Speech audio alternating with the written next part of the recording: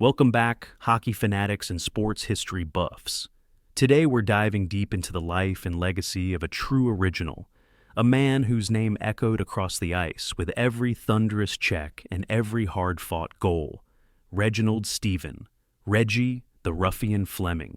This isn't just a story about a hockey player, it's a saga of grit, glory, and the harsh realities of a sport that demands everything from its warriors. A story that, beneath the veneer of triumph, reveals a profound and heartbreaking tragedy.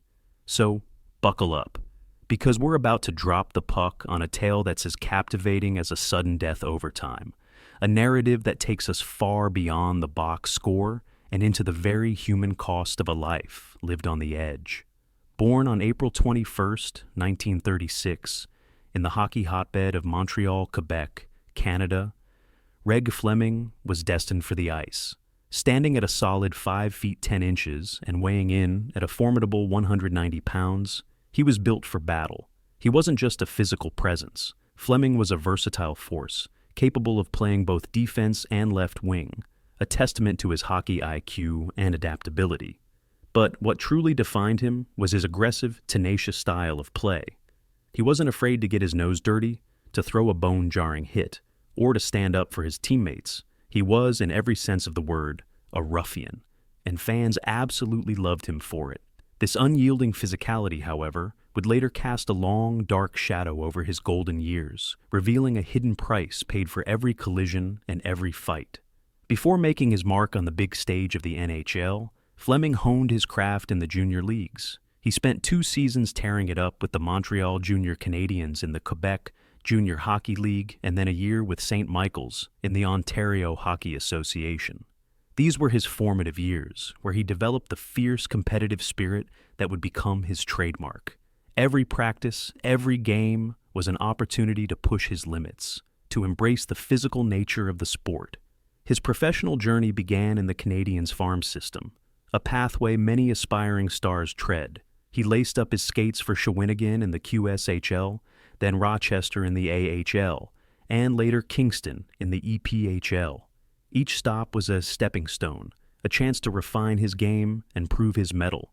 By the end of the 1959-60 NHL season, his hard-nosed style had finally caught the attention of the Montreal Canadiens, earning him a 3-game trial run with the legendary club. This was it, a taste of the show, a glimpse into the dream he had been chasing. But, as fate would have it, his true destiny lay elsewhere, a path that would lead him to glory and, ultimately, to an unforeseen battle against an insidious opponent. That very summer, a pivotal moment arrived. A 9-player trade between Montreal and Chicago sent Fleming to the Chicago Blackhawks. This was a turning point, a chance for him to truly establish himself in the NHL, and establish himself he did. From 1960 to 1964, Fleming spent 4 full seasons with the incredibly talented Chicago Blackhawks, sharing the ice with hockey icons like Bobby Hull, Stan Mikita, Glenn Hall, and Pierre Pilote. Imagine being in that locker room, surrounded by that much talent and holding your own. Fleming's aggressive style wasn't just a sideshow. It was a crucial component of the Blackhawks' success. He brought a much-needed physical presence, a fearless edge that complemented the offensive fireworks of his teammates.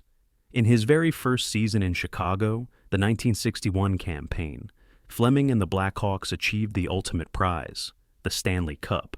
He even scored a crucial goal in the NHL Finals against Detroit that year, a moment forever etched in the team's history. The following season, he played a key role in Bobby Hull's historic 50th goal, assisting on the play that helped Hull tie the NHL record. Reg Fleming quickly became a beloved figure in Chicago, not just for his on-ice heroics, but for his sheer tenacity and unwavering team spirit. He was the kind of player every team wanted, tough, reliable, and always putting the team first. But with every thunderous body check, every clash along the boards, and every bare-knuckle brawl, an unseen process was beginning, a silent accumulation of trauma that would manifest decades later. Each impact, seemingly an acceptable part of the game, was a microscopic injury to his brain, a ticking time bomb waiting to explode in the twilight of his life.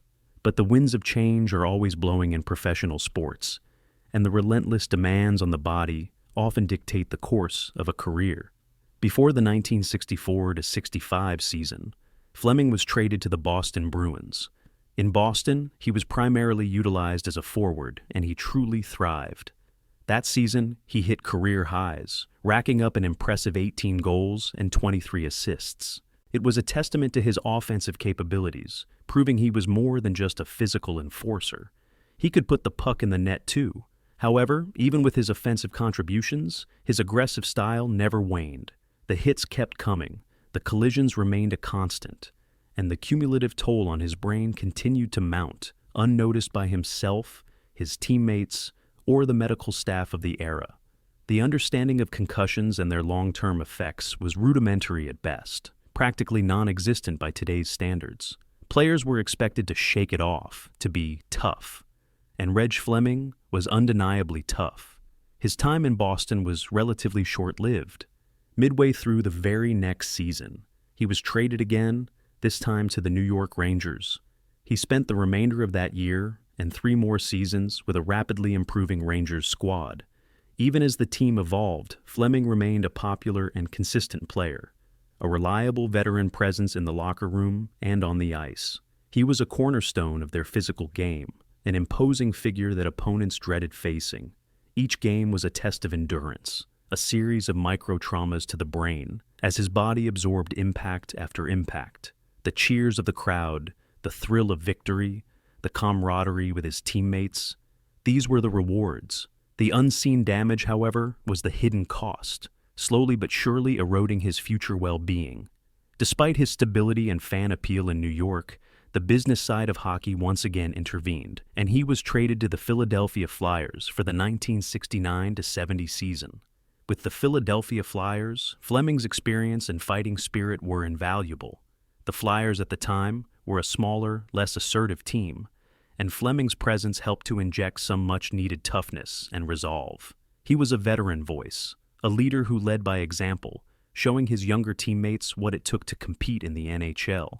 He continued to play the only way he knew how, with relentless aggression and an unshakable commitment to winning. Every hit he delivered, every hit he received, was a ripple effect in the delicate ecosystem of his brain. The symptoms, if any, were likely dismissed as part of the game, perhaps headaches or minor confusion that cleared with rest. No one, least of all Fleming himself, could have truly grasped the insidious long-term consequences of these seemingly innocuous blows to the head. Then came the 1970 NHL expansion draft, where Fleming was left unprotected. He was scooped up by the newly formed Buffalo Sabres. In Buffalo, he had his final NHL season, the 1970-71 campaign, where he recorded a career high in penalty minutes, a fitting end to an NHL career defined by his physical play. The sheer number of penalty minutes speaks volumes about his style. He was consistently involved in the thick of the action, often crossing the line, always putting his body on the line. This aggressive approach, while making him a fan favorite and an invaluable teammate, inevitably exposed him to a greater number of head impacts. What followed was a truly unique chapter in NHL history. After being waived by the Sabres, Fleming was re-signed by them 5 separate times in the 1971 NHL Intra-League Draft, a loophole the team shrewdly exploited. It was a bizarre twist, highlighting the complexities and sometimes comical nature of player transactions in that era, but it also meant more time on the ice, more collisions, more exposure to the very forces that would eventually lead to his decline. Even after his NHL days, Fleming wasn't done with professional hockey. The call of the game was too strong. The competitive fire still burned bright. He spent a year in the minors with the Cincinnati Swords of the American Hockey League and the Salt Lake Golden Eagles of the Western Hockey League in 1971-72, still driven by his love for the game. But a new league was emerging, a rival to the NHL, and Fleming found himself drawn back to Chicago. He joined the newly formed Chicago Cougars of the World Hockey Association, WHA. In the 1972-73 season, he proved he still had plenty left in the tank, scoring 23 goals and continuing to play with his characteristic aggressive style. He was a fan favorite once more, a familiar face bringing his brand of tough hockey to a new league. However, the grueling nature of the sport, compounded by years of physical punishment, began to take its toll. Injuries started to diminish his effectiveness in the following season, which would ultimately be his last in the WHA. The body, no matter how tough, eventually succumbs to the relentless demands placed upon it. After a few more seasons in lower-tiered leagues in the Midwestern United States, Reg Fleming finally hung up his skates for good in 1978, closing the book on an incredible playing career that spanned nearly 2 decades. He walked away from the ice, but the invisible damage he had accumulated over a lifetime of collisions remained, lurking, waiting. The true tragedy of Reg Fleming's life, a profound and heart-wrenching coda to his illustrious career, unfolded slowly and painfully in his later years. After decades of relative health, the cumulative impact of those countless hits, the jarring concussions, and the constant microtraumas to his brain began to manifest. His health began a precipitous decline. He suffered a stroke and a heart attack, devastating blows that left him needing constant care. For 5 years, he resided at the Claremont Rehabilitation and Living Center, a place far removed from the roar of the crowd and the thrill of the game. This was the quiet, agonizing aftermath of a life lived at full speed, a testament to the hidden price paid for glory. It was during this period of profound vulnerability that his son, Chris Fleming, embarked on a truly poignant and courageous project. Witnessing his father's struggles, the fading memories, the moments of confusion, Chris began to film his father's daily life, capturing his conversations and his arduous recovery journey. This wasn't for fame or profit. It was a desperate, loving attempt to connect with his father, to preserve what remained, and to reach out to the fans who had cheered him on for so many years. Chris hoped that by sharing these raw, unfiltered glimpses into his father's battle, he could jog Reggie's memory, unearth cherished moments from his glorious past, and perhaps, in doing so, find some solace for them both. The footage was a stark contrast to the highlight reels of his playing days. Instead of thunderous checks, there were labored breaths. Instead of triumphant cheers, there was the quiet struggle of a mind under siege. It was a heart-wrenching record of a once mighty athlete grappling with the fading echoes of his own life, a living document of a brain slowly succumbing to a previously unknown enemy. On July 11, 2009, Reg Fleming passed away at Northwest Community Hospital in Arlington Heights, Illinois, at the age of 73. His death was a profound loss to the hockey world, a moment of sadness for countless fans who remembered Reggie the Ruffian. But it was what happened next that truly shook the foundations of the sport and brought to light a critical, often ignored issue facing athletes in contact sports. 6 months after his passing, a groundbreaking revelation emerged from the neuropathology labs at Boston University. In a discovery that sent shockwaves through the sports community, it was confirmed. Reggie Fleming had chronic traumatic encephalopathy, CTE. This wasn't just a diagnosis, it was a historical moment. Reg Fleming became the first known hockey player to be posthumously diagnosed with the degenerative brain disease.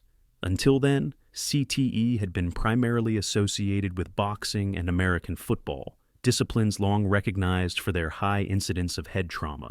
Fleming's diagnosis shattered the illusion that hockey, despite its inherent physicality, was somehow immune to such devastating long-term consequences.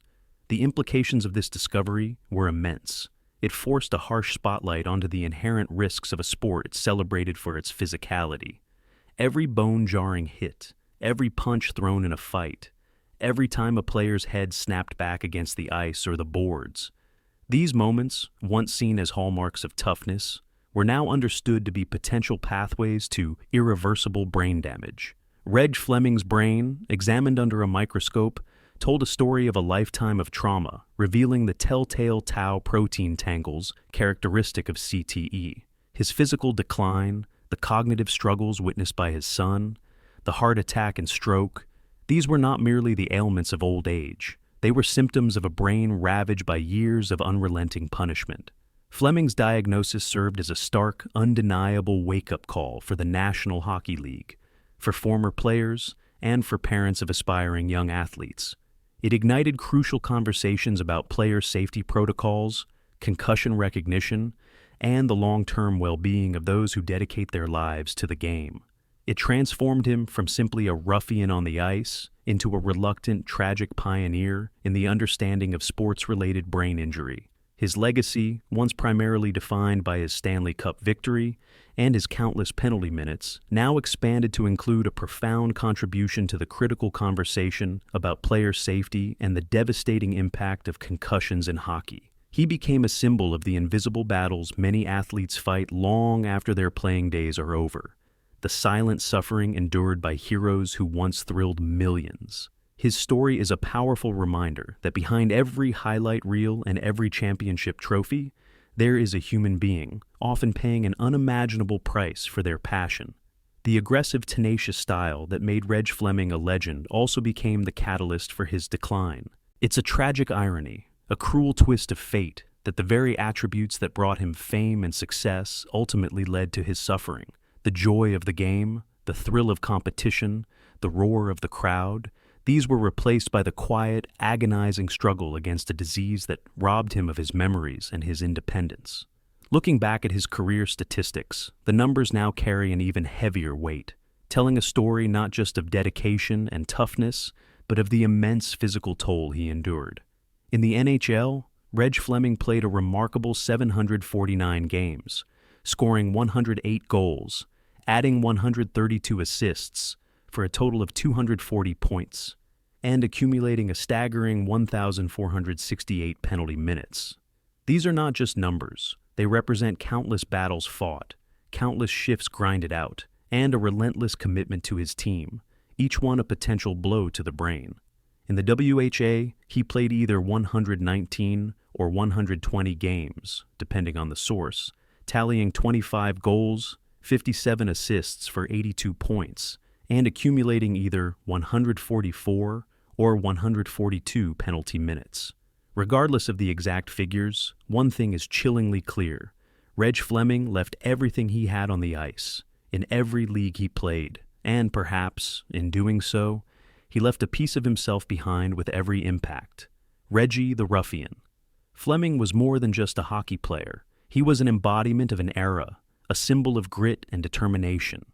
But his story is also a profound cautionary tale, a powerful reminder of the physical and mental demands of professional sports and the devastating, long-term impact they can have. He may be gone, but his legend, his unyielding spirit, and his invaluable, albeit tragic contribution to understanding athlete well-being will live on forever. His life serves as a somber testament to the sacrifices made in the pursuit of athletic glory, and a stark reminder that the invisible wounds often cut the deepest. The conversations sparked by his diagnosis continue to shape the future of contact sports, ensuring that the next generation of athletes might play with more awareness, greater protection, and ultimately, a brighter, healthier future than the Ruffian himself. What aspects of Reg Fleming's career and his later life's revelations do you find most haunting or impactful? Let us know in the comments below, and let's continue this vital conversation.